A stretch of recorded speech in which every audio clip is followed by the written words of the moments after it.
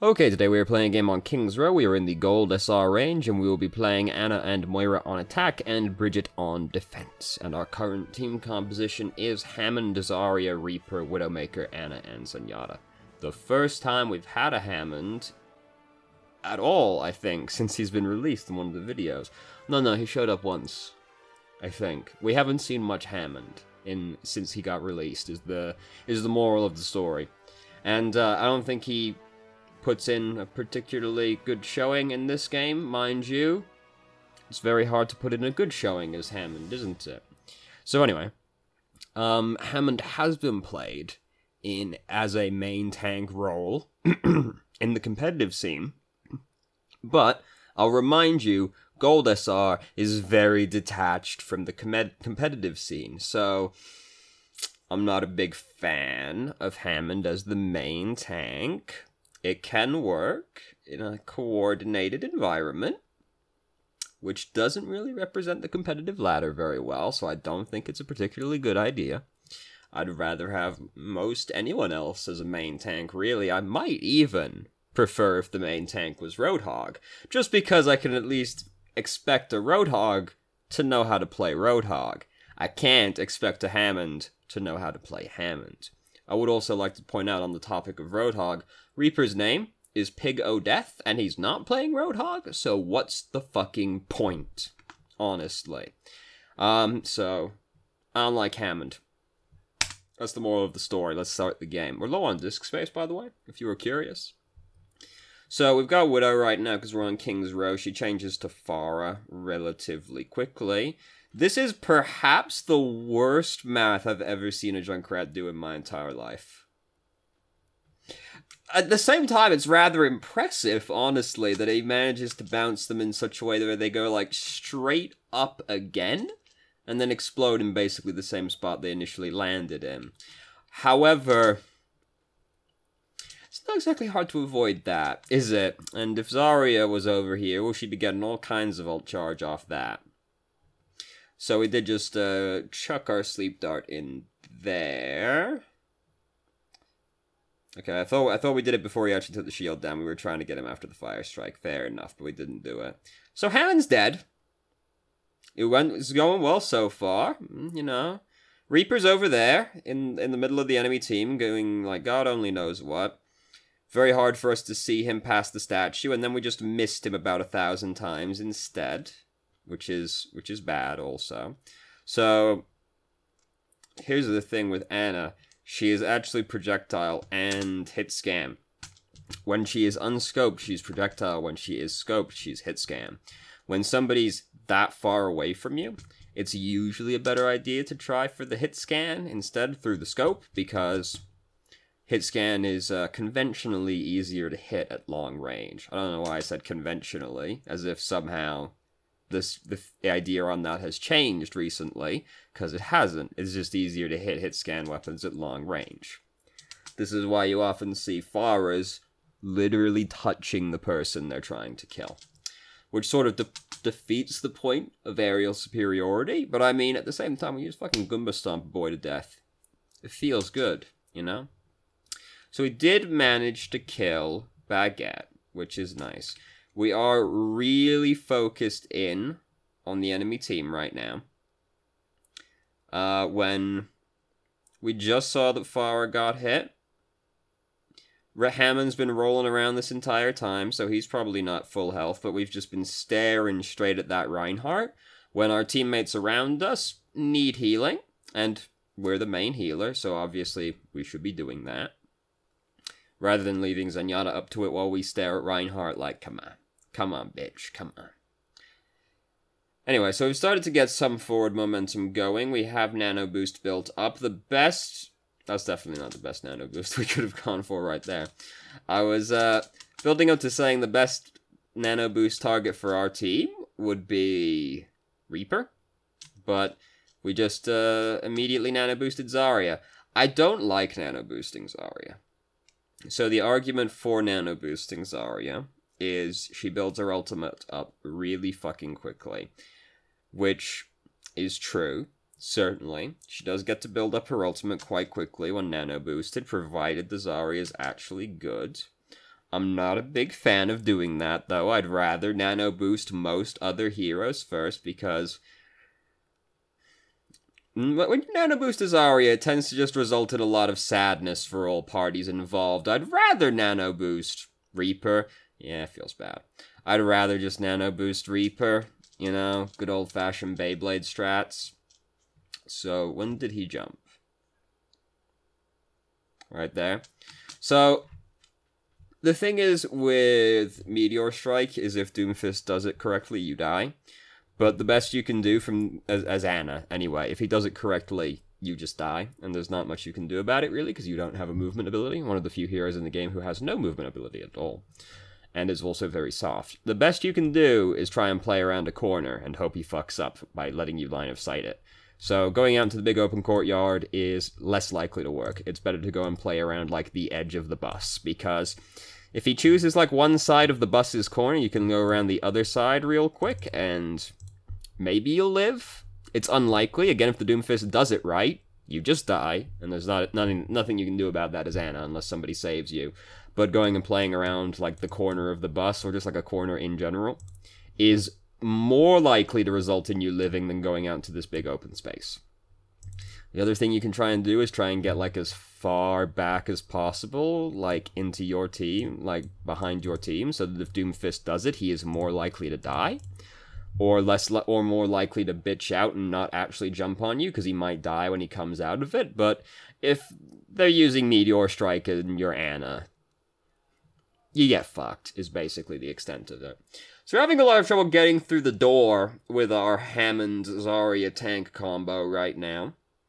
To, certainly not my surprise. Yeah, fuck Doomfist. Immediately revive and get revenge. So, Widow is now Pharah. So, nano boosting Pharah is also pretty good, because it makes her harder to die using Barrage, and she does, like, even more damage, and Barrage does a fucking lot of damage.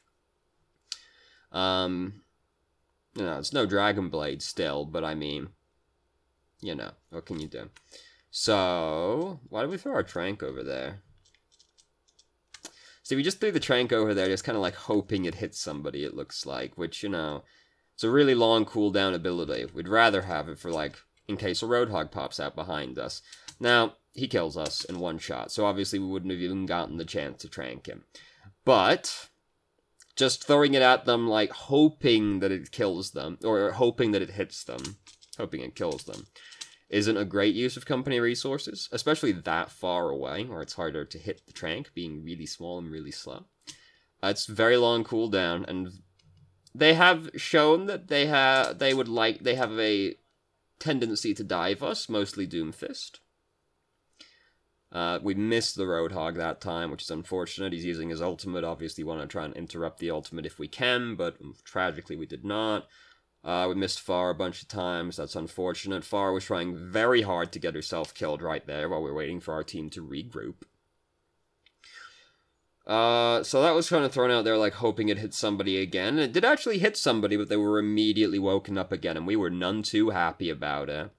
Here comes Doomfist again. So we can just go into our spawn right now and completely negate the risk, because he can't jump in there. Because we can just walk backwards into the church, and he definitely won't land on us. We can't heal anybody from in there, but from where we stood back there, we also couldn't heal anybody. So we could have just, you know, no risk at all, gone back into the church and been like, ah, what now, bitch? Anyway, so we've got Ana boost built up. Reaper's all the way in there, as is Pharah. They're both dead now. We've got enough time left for another team fight, so I would have probably just held the nano boost, really. But this actually ends up working out, because Hammond has actually managed to kill a couple people over there. Zarya killed 2 people in the Graviton. Did the Graviton itself just kill 2 people? No, just Doomfist, okay. I thought that the Graviton ticking on them killed. The fucking Roadhog just walked into the minefield. So we have, against all odds, actually managed to capture the checkpoint, remarkably enough. Oh no, we've missed the Trank. Oh no. So we elected to throw the grenade on us when we're only missing 36 hit points. And, you know, our team's fighting over there. Or we could have just elected to not use the grenade at all, and then we could have thrown it at Doomfist right there, and then we would have survived through that one probably. Or also, alternatively, we could have not missed the trank, but, you know, aim better and all that. So now we've elected to change to Moira. Probably because it was kind of difficult for us to survive Doomfist as Anna, which is fair enough. I didn't feel like it was going badly enough we had to switch, but at the same time, dying to Doomfist feels bad, and it is difficult for Doomfist to kill Moira unless he surprises you. So, there's that. So we got Roadhog over here. We're going in real aggressive after him. And oh no, there's scary people in there. It was very greedy to have not faded out of that room, considering how many people were in there. It was quite greedy to go into the room to begin with. That was also very greedy. Where we just kind of like press into Reinhardt's back when we know there's a Brigitte, Roadhog, and Doomfist behind us. You know, there's a lot of things over there that could very swiftly result in us dying, and we just turned our back on them to, like, suck Reinhardt ever so slightly. Which is rather risky. We had Fade, yeah, but any of those things hit you, you don't even get the chance. We're low on disk space, by the way. You don't even get the chance to fade out, so that's just very scary. So we've started using Coalescence, which I don't like that we did, because 3 people on our team are dead. Right? Somebody respawned, like, right as we pushed the button, didn't they? Yeah, Reaper's over there, dead. Yeah, so 3 people are dead when we decide to use Coalescence right here. Zarya kind of died at the same time we started using it, but still 2 people were dead, so we're pretty unlikely to win this team fight at this point. And Coalescence is not an ultimate that's going to win you a team fight you started losing. It's not going to have the same result as a Genji going in with Dragon Blade and killing 3 people, you know? So, would have rather just saved Coalescence, especially seeing as we're getting low enough on time, it's not unimaginable we don't build another Coalescence for the next team fight, which will be the last team fight, probably. It does build very quickly, but, like, at a minute left, I'd be kind of afraid about the odds of building one up in a reasonable enough time. Especially considering, like, how bad our team is, to be very blunt about it. Just, our team is pretty bad. Do we still have Hammond? You know, I actually still don't know if the other tank is still Hammond or not. Yeah, it is still Hammond. Yeah, okay. I just feel like he hasn't really done much of anything, really. It's just kind of how Hammond is, really. I mean, okay, he got a couple points. He got a couple of kills because people walked into his minefield on the objective, didn't he? Which I guess tied into us capturing the checkpoint.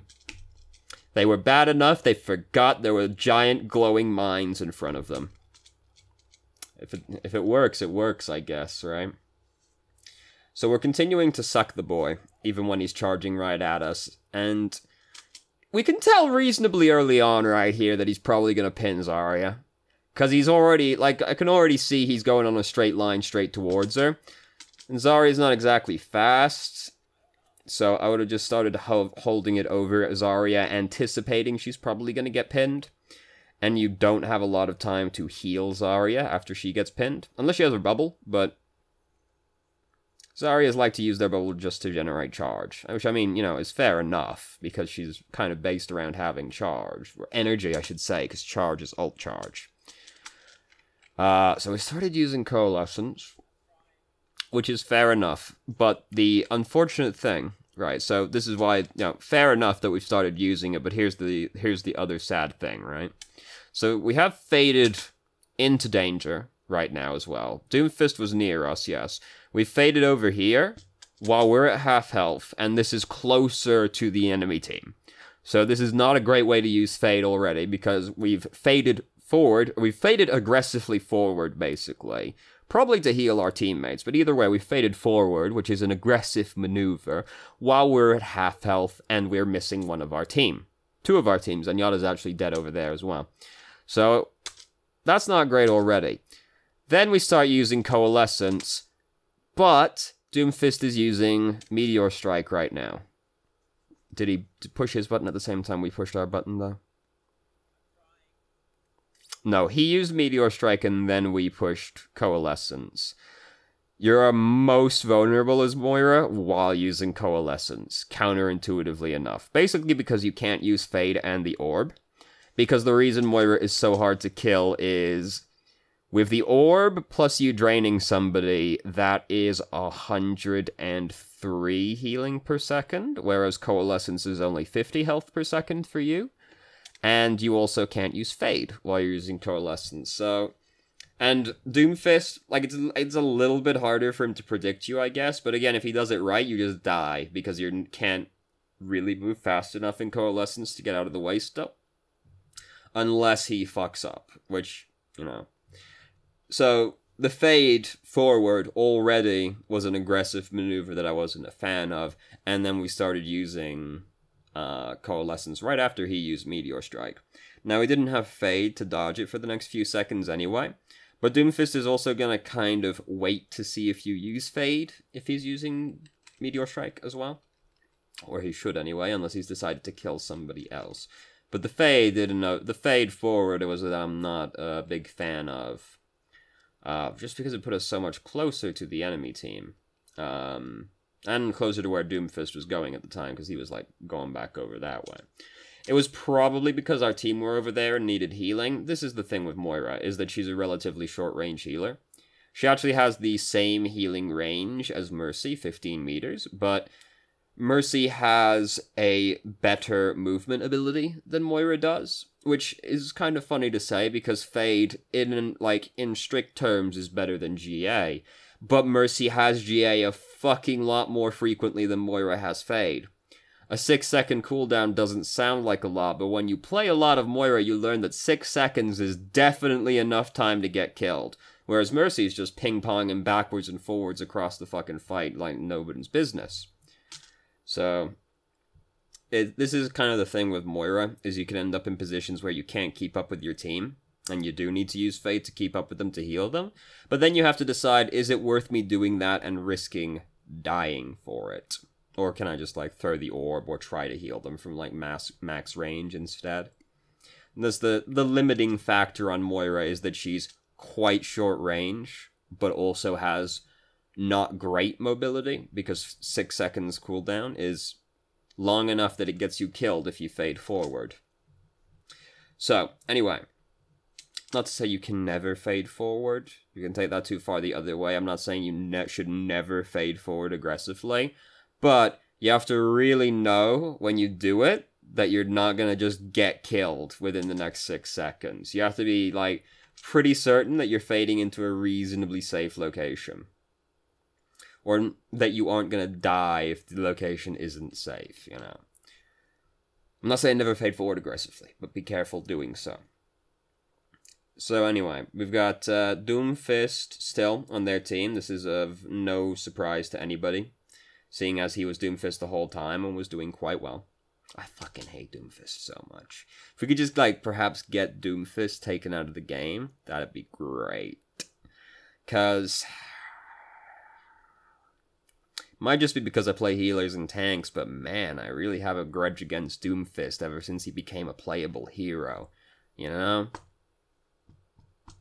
It was great when he was, like, the worst hero in the game, objectively. But now that he's actually, like, a decent hero, it's really annoying. I'm not a fan of Doomfist.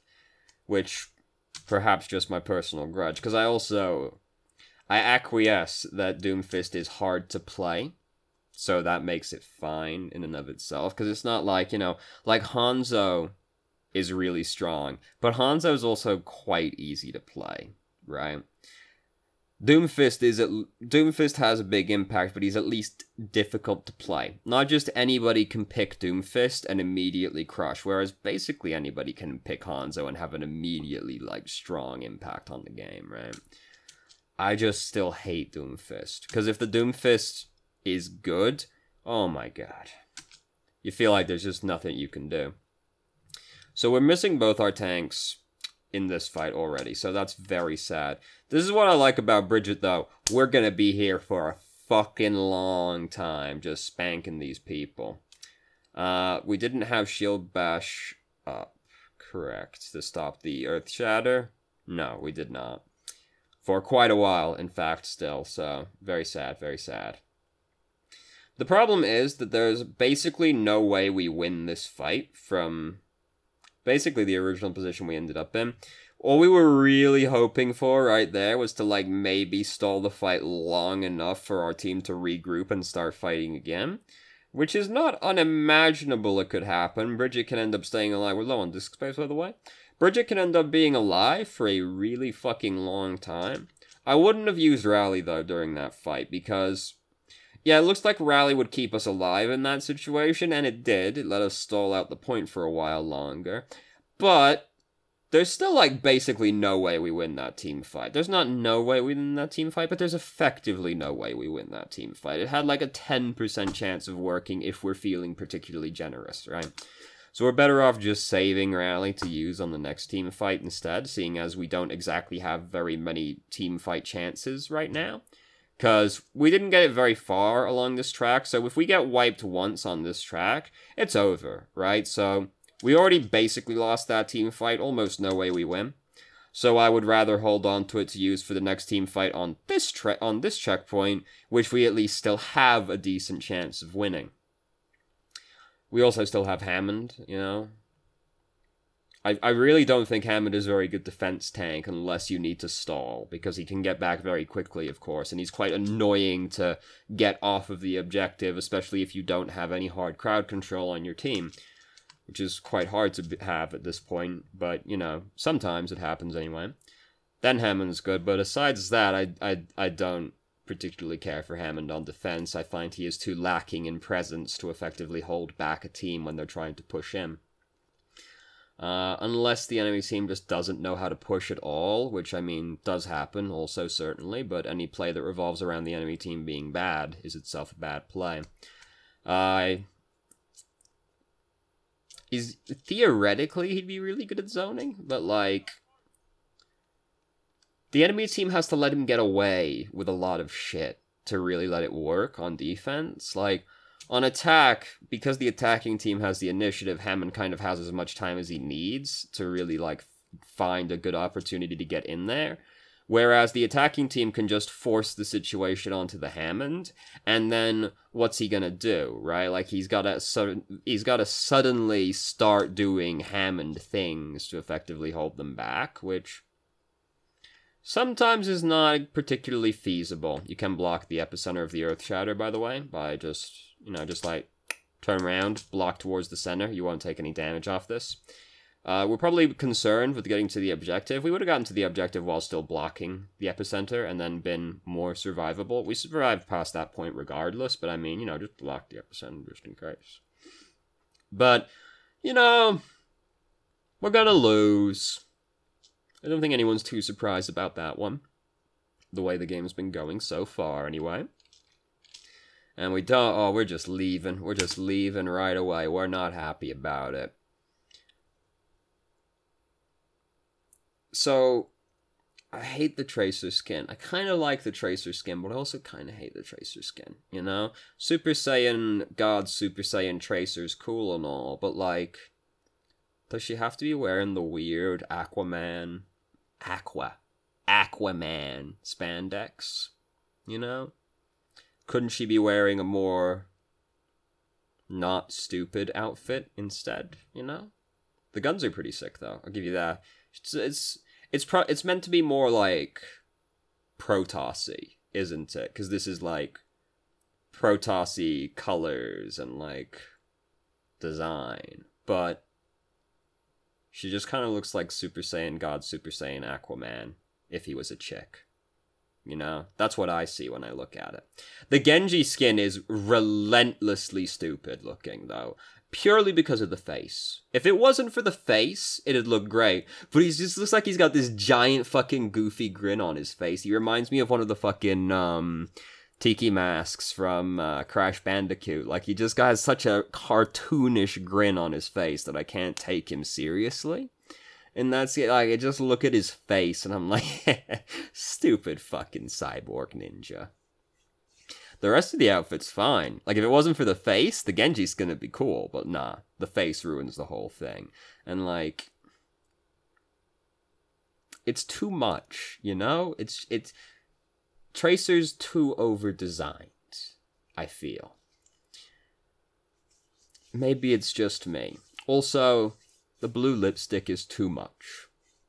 Okay? The blue lipstick is too much. Anyway, I can't think of a recurring thing that kept happening, mostly because I've also been talking about how Super Saiyan God, Super Saiyan Tracer, and yes, that is what the blue one is actually called, by the way.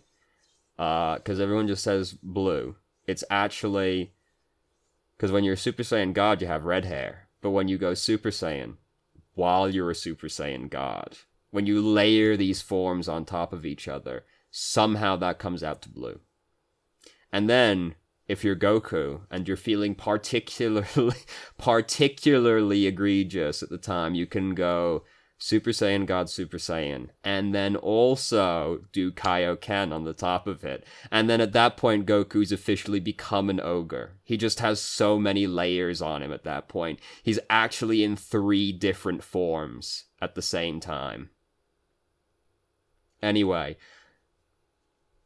I know I'm a nerd. Who would have guessed, right? That a dude sitting in his basement talking about video games every fucking day might be kind of a nerd, but thank you very much for watching if you did. If you have any questions, feel free to ask. I'm more than happy to answer. If you haven't already, you can join our Discord and ask questions more directly and have a conversation about them, or just shitpost with us, and I hope you found the video helpful.